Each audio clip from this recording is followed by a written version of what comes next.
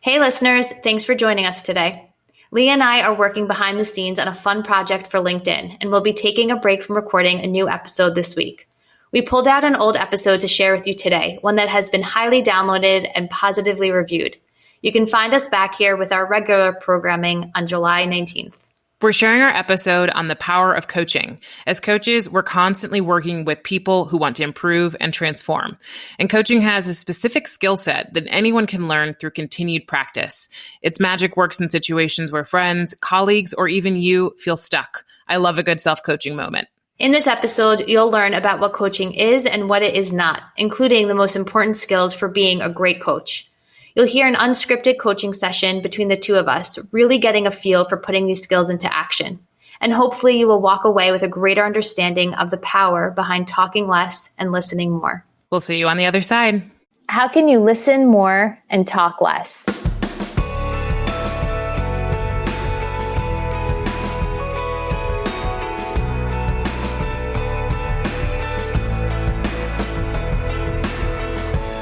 Hey listeners, welcome to In the Arena. I'm Jackie Goldberg. And I'm Leah Smart. And today we're going to be talking about something that we were both quite surprised we hadn't talked about yet, which is coaching. And it's really at the heart of a lot of things. It's what brought Jackie and I together as friends and as podcast co-hosts. We both kind of got to coaching for different reasons and at different points in our life, but it's been the reason and the genesis for our podcast and our time together and a lot of what's contributed to our personal and professional growth. And so we thought today it would be relevant for a couple reasons. One is a lot of leaders out there are trying to figure out what skills they need to bring in to, work with their direct reports, peers, colleagues during a time where things are unsettled and uncertain and well-being has become such a big part of our lives and our focus, even professionally. And then also, we wanted to bring this in because we both believe that anybody can bring skills of listening more and talking less to have better conversations and improve their relationships, whether it be personal or professional. Yeah, coaching really is a skill that anyone can acquire. And it's really a skill that can be applicable to any relationship. And at work, we've been talking about coaching a lot, especially in my department these days, because we know that when managers are a great coach, their team members feel more empowered, they take more risks, they're more creative, and they ultimately perform better. So we see it in the workplace. And Leah, I'm interested, when you found out about coaching, when was the first time you learned about the skill of coaching or what a coach is? And then how did you decide that you wanted to become one? So that's a great question. And you got me thinking back.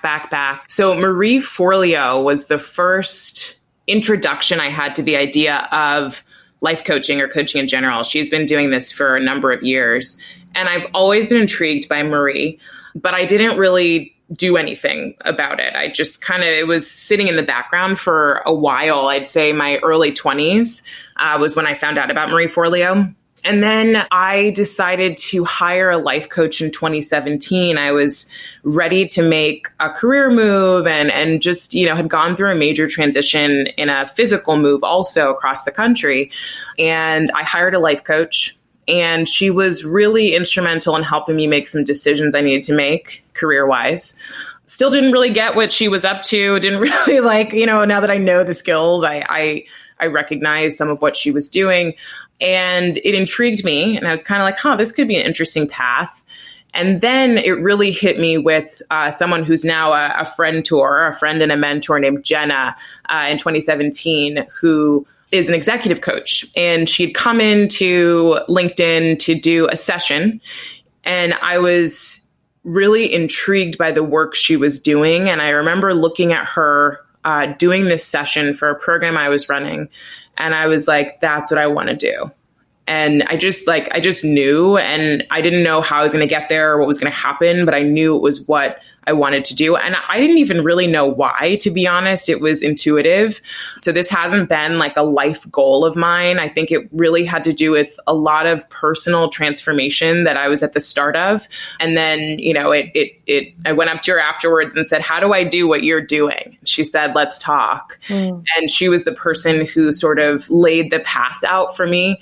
And then, I took a few steps on that path and it just continued to open up because I know it's the right thing for me to be doing. So early 20s, ignored it for a while, had a coach, sort of interested. And then, I think things happen at the right time. So Jenna. Yeah. And you also mentioned life coach and executive coaching. And I think that, coaching is a skill, and we're going to talk about some of the skills that go into being a coach that you all can take away. But you also hear terms like career coach and executive coach and life coach. And I'm curious if you can describe the difference to our listeners across some of these facets. Yeah, the coaching program I was trained with, I think, was really powerful because it gave us incredible skills that can be applied in different environments with a mix of your own outside knowledge when needed. So, oftentimes you hear like executive coach, career coach versus life coach. And, people hold the executive coach higher than the life coach. It simply isn't true. It's that we're all using these skills and applying them in different areas, sometimes because it's an area you're drawn to, sometimes because you have expertise.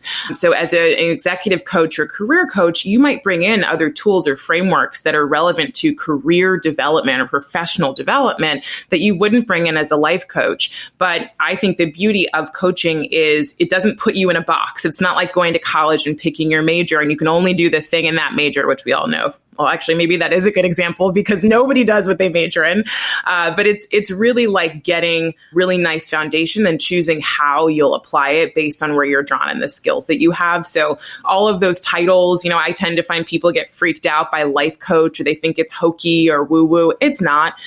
People who are trained as executive coaches are doing exactly the same thing that life coaches are doing. They're just doing it a little bit differently and making it feel a little more special. But the truth is, it's the same thing being applied all over the place in different circumstances. Yeah, you're exactly right. I mean, we are who we are and everything about us is interconnected. And so my study of coaching is actually around ontology, which is the study of being. So when you look at a human being, right, it is who we are. And so when you look at coaching someone to who they are, it's really getting into the root of the person, right? Looking at what those defense mechanisms are, looking at what those fears are, those shadows, their blocks, and removing them to open up your true authentic self to allow you to then be a great wife, a great professional, a great sister, right? And in everything you do in life is just better because you're coming from this very authentic place. So you're exactly right. Executive coaching typically taking place in the workplace and working with, CEOs or director plus levels. But at the end of the day, some of the things that may be blocking them are really very similar to what you would be coaching around someone who hired, an individual life coach. That's right. So to speak. We're all just humans. It just so happens that some humans have a title. Yeah. And that doesn't make them any different. They deal with the same things at every level. So if we were to define coaching, you and I would look at coaching as the process of meeting people and their desires, their goals, and their challenges to help them identify what is important to them. So really understanding what is their underlying why, and then what actions that they can take to make it happen. For me, one of the things I love about coaching is that it's future forward thinking. You're creating the life that you want. You're creating life by design. And so with coaching comes action steps, right? Like, what am I going to do? So I love to say this to my clients, if there's no gap, there's no coaching, right? So if I'm at point A and I want to get to point B, there's a gap. And so a coach can help you understand what is blocking you from getting to point A to B, help you understand for your own desires what solutions work for you by applying some of these skills like listening and powerful questioning to help you bridge that gap. But if there's no gap, there's no coaching, right? Not everybody needs a coach at every point in their life, but a coach can help you in so many ways really uncover things about yourself and move to where you want to be. by applying action items to a coaching session, you are holding yourself accountable. And one thing that's great about a coach is that they hold you accountable as well, right? Because you have your next session coming up, and it helps you actually make moves and like move the needle on whatever you're trying to do. I actually came across life coaching when I was 19, when I was in college, and I was researching jobs that I can do with my psychology major. And I came across what a life coach was, and I was like, wow, this sounds amazing. It's someone who's really inspiring others to learn about themselves and reach their highest potential and do great things in this world. And I just loved it. It was so inspiring and motivating to me. And that was when I actually decided that life coaching would be something that I took up in my life when the time was right. But, a lot of times people don't necessarily understand the difference between coaching and teaching and mentoring and consulting and therapy. There are all these terms. And I'm wondering if it'd be helpful for us to maybe go through some of these. Yeah, I think so. I mean, and I love that you found this in your late teens. And I remember the story you share about your dad saying like, Jackie, you can't be a life coach yet. You don't have any life experience. That's right. That's right. And I listened to him and I went into corporate. Well, I mean, you know what? And then it came back around. I mean, the beauty of the funny thing about what he said, and it makes perfect sense that he would say it, but the beauty of once you become a coach, I think part of it is the confidence of having some life experience that really does help. But in reality, you don't have to have experienced anything that the person you're working with is experiencing, because it's not about the topic. It's about what's really going on for them, which is, to your point, back to what's happening in their lives, how are they being, and how do they want to be that's different. And then you come back with the doing of what's important for them based on that. I will say too, Jackie, like I've had people, and I myself, action items are incredibly important. And there's also some serious learning when you don't do it. And so I really love to sit with people, and I've sat with myself of like, why am I not doing this thing? And so like the coach gives this space for you to dig deeper into what's really going on for you, and not always just kicking your butt. It's like, well, let's just sit with the problem. Yeah, no, that's right. And you said something very key, is that it's not about the story or that specific content of the story. It's actually about the context. So what is happening underneath? What is the real meaning around what is going on? Most likely, whatever someone is facing in a specific story or the content of the story, they've faced before. It's happened before, right? There's a pattern. And so it's really trying to get underneath that to rip it all up so you can really get that insight. That is one of my other favorite things about coaching is getting that aha moment in a coaching session, that insight where someone's like, wow, I never looked at it that way. I never saw it that way. It gives people a whole new perspective around how they're operating in this world. And so I love that. You bring up a funny point, which is our coaching program. So for those of you listening, there are thousands of coaching programs out there. If you're thinking about doing coaching in a longer or a more formal context, we can totally help recommend. But I'd say, and I'm sure you'd say too, like do your research. There's a few programs that are really, really powerful. And I think Jackie and I both were part of those. But the funny thing is our programs are very different. So, Jackie's program, I think, has a lot more structure to it, where mine was kind of open and just like, and I think it actually speaks really well to both of our personalities. Like, I actually think you would have hated my program, and I don't think I would have liked yours because yours is a lot more structured. And like you mentioned, like, having the aha moment. My moment when I know I'm doing good coaching is when someone starts crying. I'm like, yes. So it's just like, they're just different. But anyways, Jackie, why don't you tell everybody what's the difference between coaching and mentoring and all these other things? Well, it's funny because with clients, I'll always talk about the difference between coaching, consulting, and therapy, because that's typically you'd pay someone to do those things, right? But in the workplace, we often talk about the difference between coaching, teaching, and mentoring. So let me start there.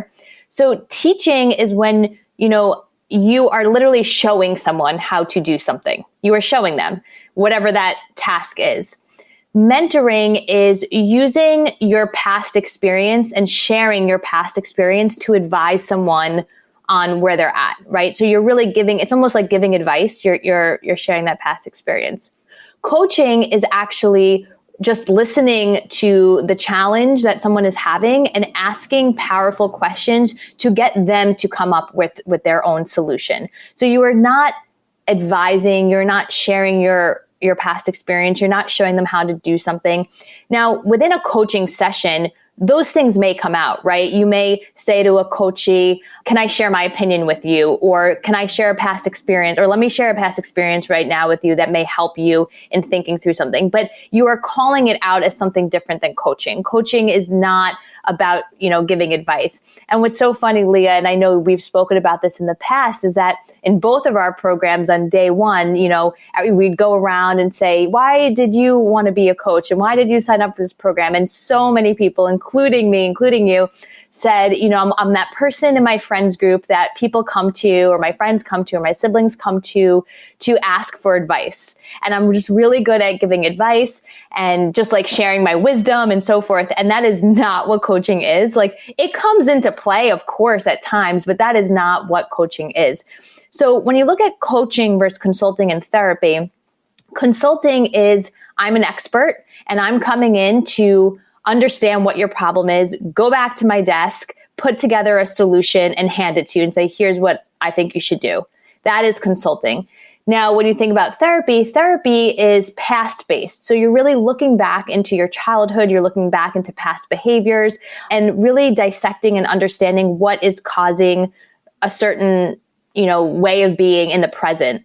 Therapists diagnose, right? So as a coach, we are not licensed professionals to diagnose anxiety or depression or anything, but we are, held to understand when we think our coachee may need to be referred to a therapist. We need to have an eye for kind of catching that. Coaching is present-based and then looking into the future. So really understanding what's going on now and listening and asking powerful questions to help person get from that point A to that point B. It is creating the life that you desire. Now in coaching, we may go back into the past sometimes. So for example, if something is happening in current day, I may ask my coachee, have you seen this show up in the past, right? Have you had situations where this has come up in the past, to really just understand if there's a pattern there that needs to be broken. But it is not really understanding, how their parents were and going back into childhood. And then again, we don't diagnose. So that's kind of the way that I, approach differentiating between these things. But I think it's really important because especially in the workplace, and let's take a manager and an employee or a team member that you're managing, you may go in and out between coaching, teaching, and mentoring in a 30-minute session, right? So just being able to understand the difference will really allow you to provide the best support to your person that you're speaking with for whatever they need in that moment. Great. Yeah, I think that's a great explanation of each of these. I like to think of the, all the descriptions Jackie gave. In each one, aside from coaching, the person on the other side is the expert. They are the person who's like, I have the information that you need. As a therapist, I can tell you what I hear is going on with you cognitively. As a consultant, I can tell you what I know you need to do. As a teacher, I tell everybody how to do this. So I'm going to tell you. As a mentor, I've already done it. And so I'm going to tell you. The only relationship that stands out differently is coaching, because I look at it as two people looking at a puzzle and they need to put the puzzle together. So in my program, we talk about this as co-creating. Everybody has to show up to the table at 100%. It's just that as a coach, I'm not showing up with any extra information. I'm just showing up as a kind of guide to help someone understand what's important to them and then create what they want to create based on the meaning for them and the impact their lives will experience based on them actually taking action and understanding more about themselves. And there are certain aspects or criteria that a coach needs to come into a coaching relationship with, just as a coachee needs to come into a coaching relationship with. But on the coach's side, and this is just like a standard, across the board, is to wholeheartedly believe that people are naturally creative, resourceful, and whole.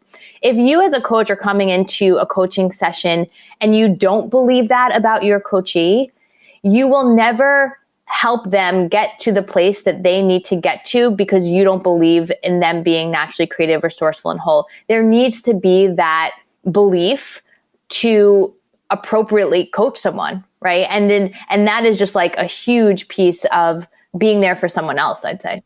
Well, and that belief, just to break that down, someone being naturally creative, resourceful, and whole means they don't need you. There's not something to be fixed or broken that you have to fix. Kind of like the reason Jackie and I talked about people come to become a coach is like, I'm great at giving advice. How many times have you given advice as a leader, a friend, a partner, and walked away and gone, I did a great job. I'm amazing at giving advice. That's not what the coach does. The coach believes that you don't need their advice. And in fact, I mean, if you think about it, when somebody gives you advice, how often do you really take it?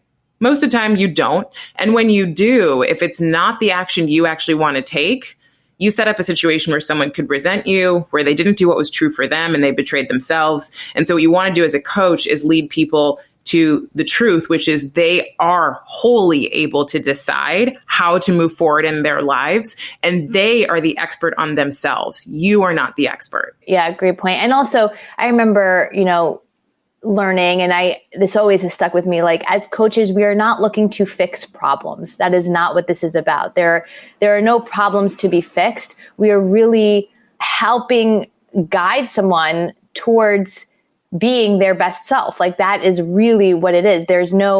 Nothing is a problem. No one needs fixing. It's more so helping them get in touch with who they are, if that makes sense.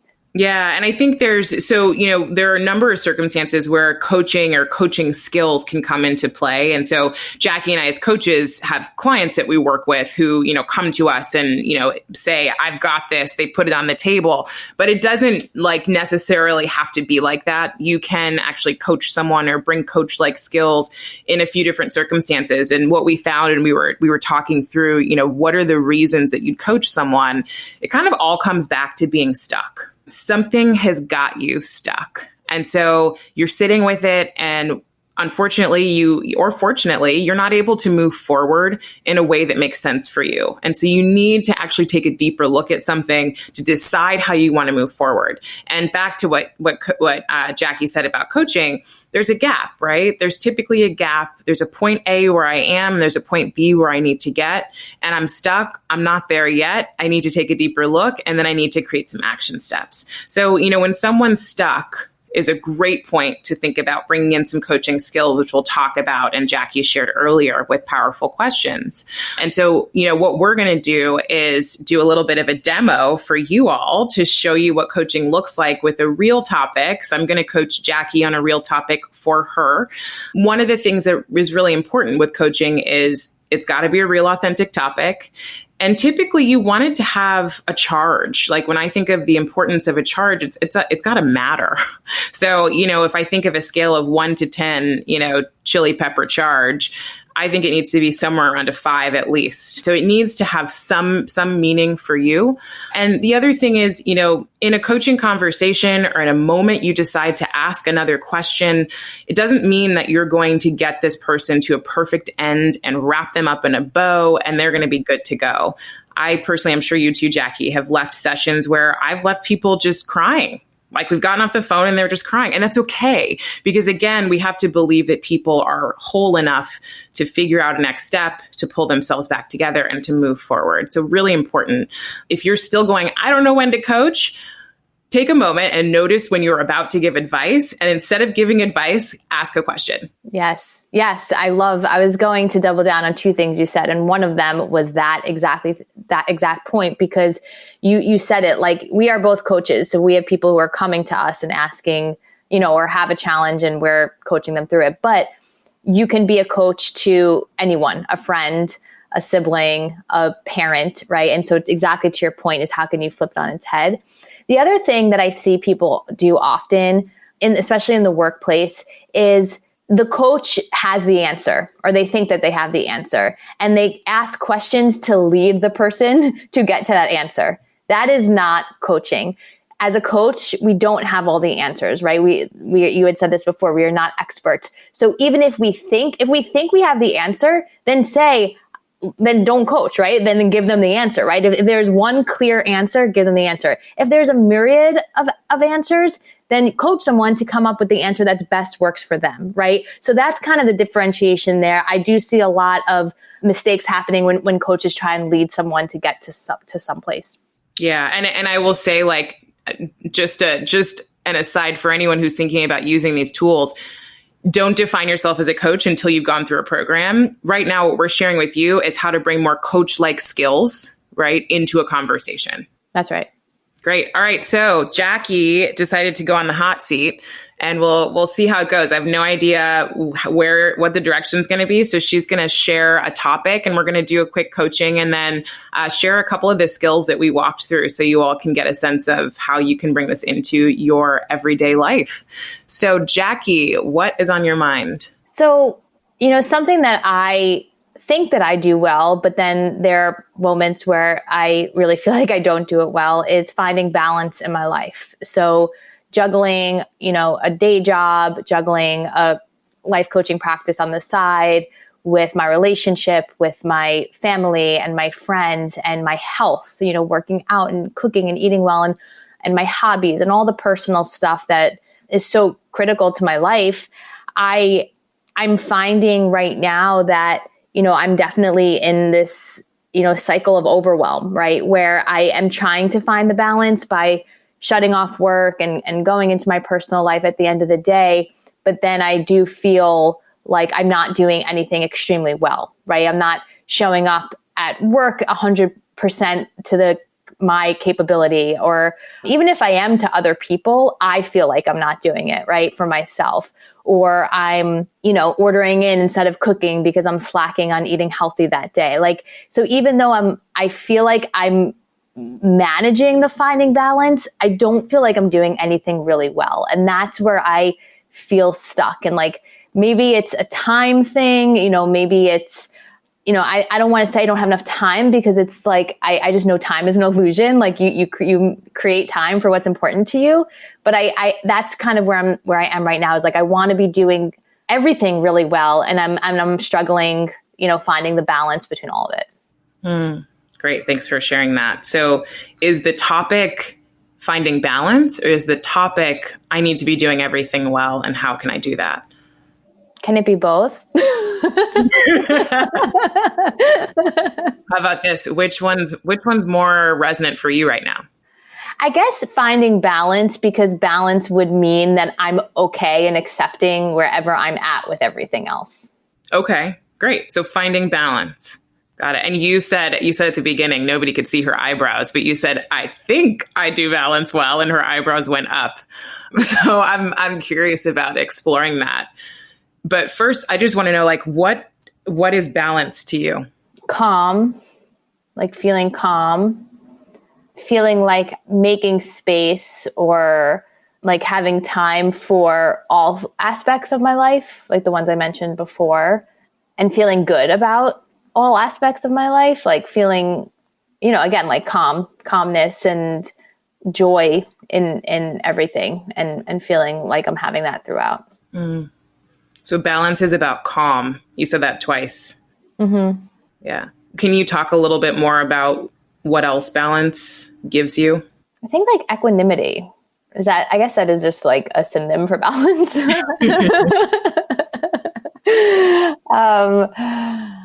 I guess a sense of peace, mm-hmm. and fulfillment. Fulfillment. Okay. And you named all of these different things when you were sharing, I want to have balance, my hobbies, my relationships, my work, my cooking, my all of this stuff, right? I felt like you were balancing 30 different things. I imagined 30 spinning plates above your head. That didn't sound very calm. Well, that's the challenge, right? Mm-hmm. Locating the calm. Mm-hmm. Yeah.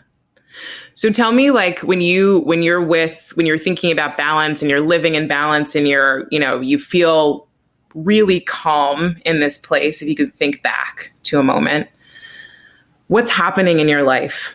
I guess things feel still, they're not moving so fast.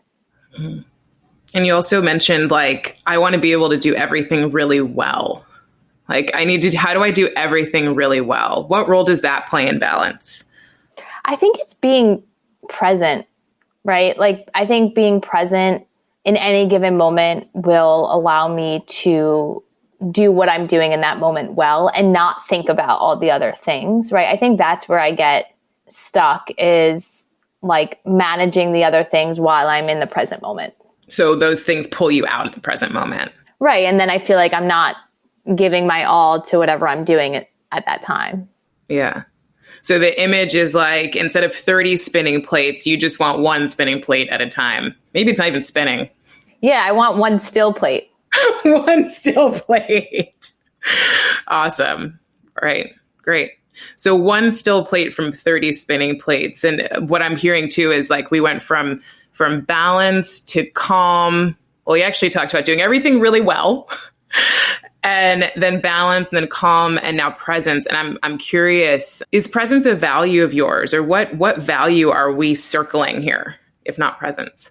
I think it's calm. Calm is the value. Like peace. Yeah. Peace. Got it. What's important about peace for you? I feel like when I'm at peace, whatever is happening is okay. Like the circumstances don't matter. Like I can get through anything because I'm at peace. So you can look at anything happening. Like I almost imagined you standing in this world of New York, chaos generally, and you're just sort of this stillness. Right. So anything can be happening and you're just still. That's the goal. That's the goal. Got it. Can you talk more about why that goal is important?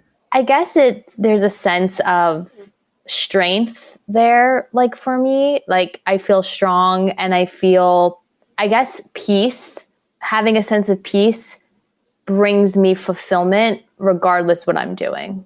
So you can be doing anything, and if you're at peace, you're fulfilled. Yeah, that's what's coming to me right now. What does peace allow you to do for yourself? Accept anything.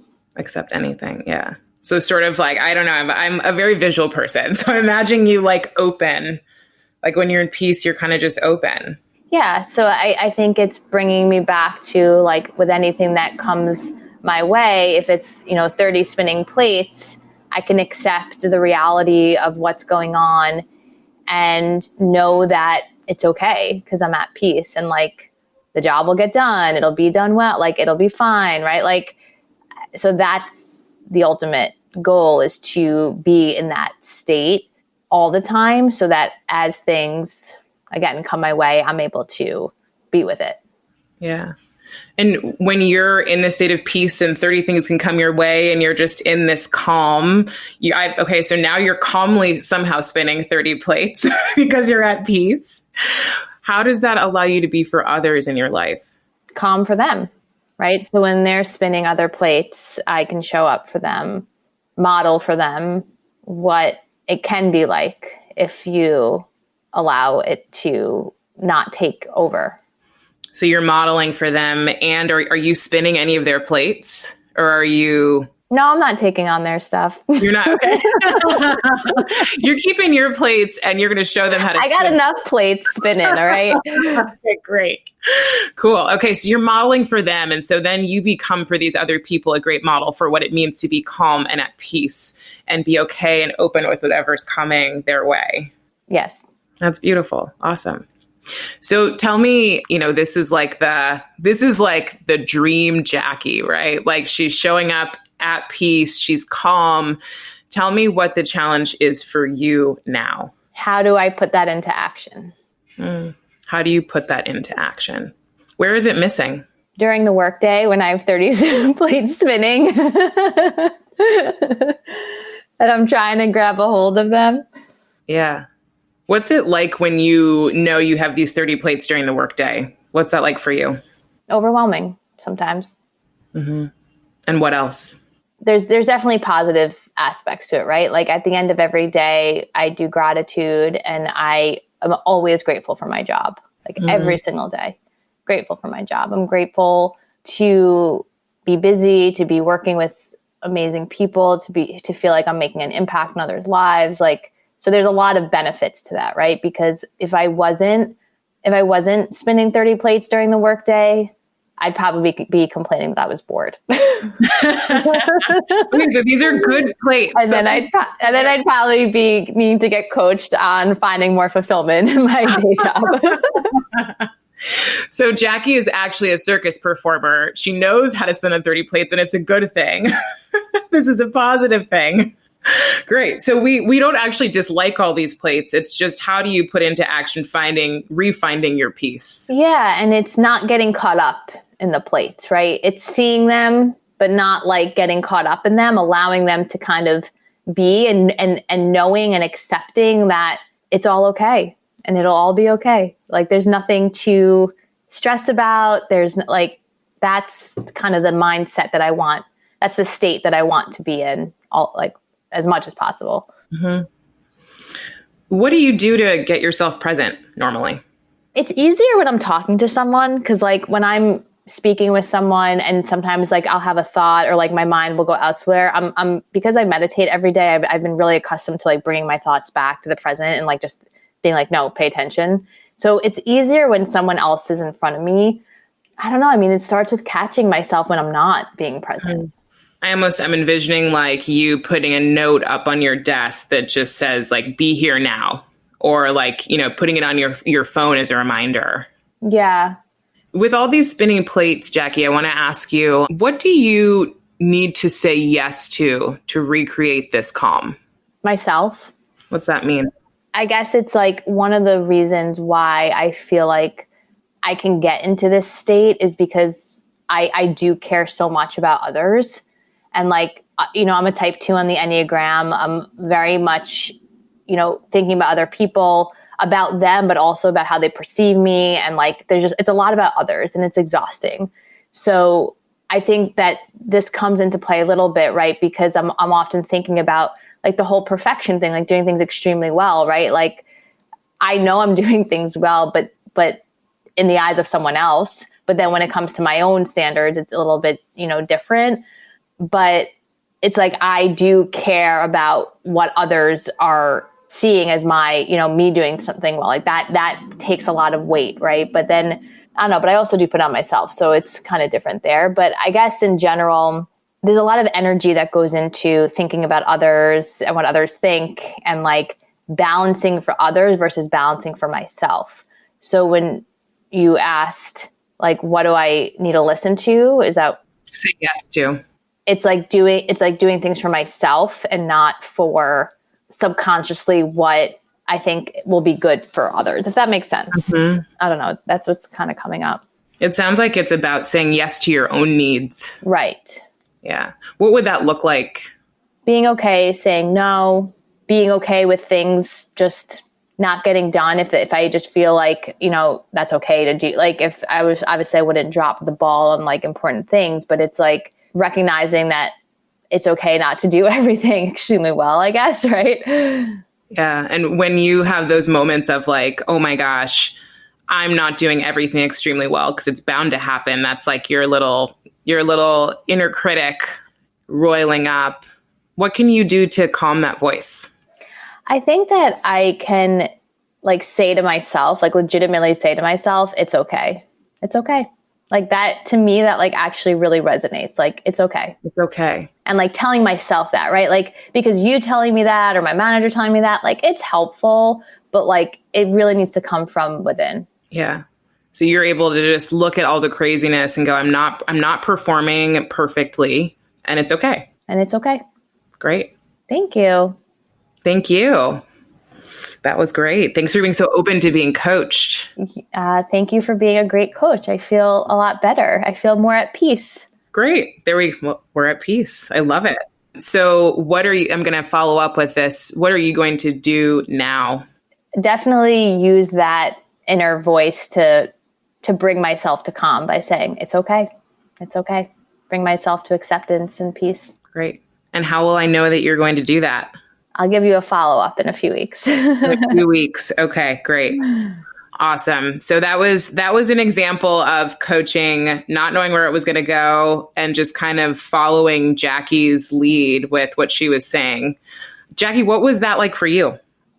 You asked some really powerful questions. And now maybe let's do a little bit of teaching here, because your powerful questions were great because first of all, they were short, right? And they weren't so much about like, again, like the content of the story, but more like digging in a little bit deeper to understand the meaning. Like, what does calm mean to you? What does it give you? What's important to you about that? Like really trying to understand the why behind my challenge of finding balance, right? It wasn't just about, okay, so now maybe you have some action items of like looking at your calendar and crossing off, canceling some meetings. It wasn't tactical. It was really about getting deeper to like what the real issue, what the real like issue is and like what the real importance or significance of it. And that was through you asking short but powerful questions. I also felt like, your curiosity came out, right? Like you were curious and to really understand my perspective and where I was coming from and not making it about yourself at all, right? Like it was really just about asking the questions. Definitely felt like there was space there for me to think and look up and come back to you, and no interrupting or no like guiding me towards someplace. It felt very natural and like comfortable. Yeah, so there's a couple skills that Jackie touched on, which were really important. And so, just to maybe even clarify on some of these. So as a coach, curiosity is super important. And so sometimes we think we have the answer. And that's, again, where you ask yourself, am I about to try to give advice, and decide to get a little bit more curious? And the way you do that is through powerful questions. And to Jackie's point, powerful questions are typically short. Most of the time they're open-ended. And most of the time you don't use why. I used why in one question, but I think it wasn't abrasive. Sometimes why can come off as a judgment. And so we really want to be stay clear of that and stay clear of yes or no questions. Typically, sometimes you can toss them in. Something else Jackie mentioned was, it felt spacious. And part of that as a coach is something we call self-management, which is, how do I stay silent? We oftentimes think silence is awkward. And so we try to fill it, especially as leaders and in positions where we think people are expecting us to show up and quote unquote lead, which typically means have the answer. In the corporate world, we talk. But sometimes silence actually for the coachee allows them to, or all the time, silence lets them think, right? So just let them be with that silence. And what, Jackie also mentioned spaciousness. She didn't sit in silence while I literally looked at the birds out the window. She sat while I was with her, right? So I sat with her in the silence of letting her, pay attention. One other thing that I did, or two other things I'll share, which are probably more, you start to get this as you do this more, is one, I called out her eyebrow raise at the beginning. Because she was like, I think, which means there was some sort of doubt in there. Like, I think I'm good at this, but maybe I'm not. And then the other is I used metaphors. So I'm a very visual person. So when I'm coaching, I kept using these, like imagining her with her arms open or spinning the plates. And is she spinning other people's plates? Sometimes when you're in coaching conversations, it's a way to help things stick. So for Jackie, it could mean that in a week, she's thinking about if she's spinning 30 plates or not, or how can I spin one plate? So I've given her something, if it resonated, to have to work with. Yeah. No, those are great additional call outs and really, really helpful when thinking about what a good coaching conversation looks like. Yeah. Anything you think I could do better for our listeners and me? I'd say one, it was interesting when you're like, you're like, I'm envisioning like a be here now post-it. So that was you like sharing what you think would be good for me to do. And like, in some cases that could have resonated. And if you saw me, I kind of looked up and I was like thinking to myself, is this something that I would do? Right. And I was like, not really. So in coaching, there's definitely an element of like brainstorming action items together, right? Like that's part of it, is like, well, what about this? And like seeing what sticks. So I appreciate it. But at the same time, it didn't work for me. So I was like, no. But then I was able to move on to something that did work for me based on your further question. So It wasn't wrong per se, but just a call out is like, when you make, to our listeners, when you make recommendations, recognize they won't always stick, and that's okay. And you can continue brainstorming collectively, like, partnering on that until the coachee comes up with something that works for them. And in this case, it was my voice and literally saying out loud, it's okay. Yeah. Yeah, that's such a great call out. So what I was doing was brainstorming, and I just threw something out there. And so there's an element for self-management around coaching, not taking things personally. Like, I don't care if Jackie puts a post-it up that says be here now. I care that she gets to what is going to work for her. And so the action item for her is like she said, it sat with her to say, I'm okay. But sometimes as a person who's coming into a coaching conversation or trying to be more coach-like, you've got to get the person going. Like, what's something that you can throw out there without worrying if it lands or not, because it will lead them somewhere else. Exactly. Yeah. Cool. All right. So that's that with coaching for you all. Wanted to make sure we shared this with you. It's been an incredibly powerful skill, tool, and now, profession for Jackie and I, first personally, and I think our own transformation. And now it continues to be, of course, for us, but then now we can actually help others do the same. So, our goal today, again, was to give you some skills that help you show up a little bit better, where you can talk less and listen more. So thanks for joining us today on the journey. And if you'd like to find more of In the Arena, we are on iTunes, we are on iHeartRadio, Google Podcasts, and Spotify. And you can find our newsletter on LinkedIn. It's In the Arena LinkedIn, and we will see you next time. Have a great day, everyone.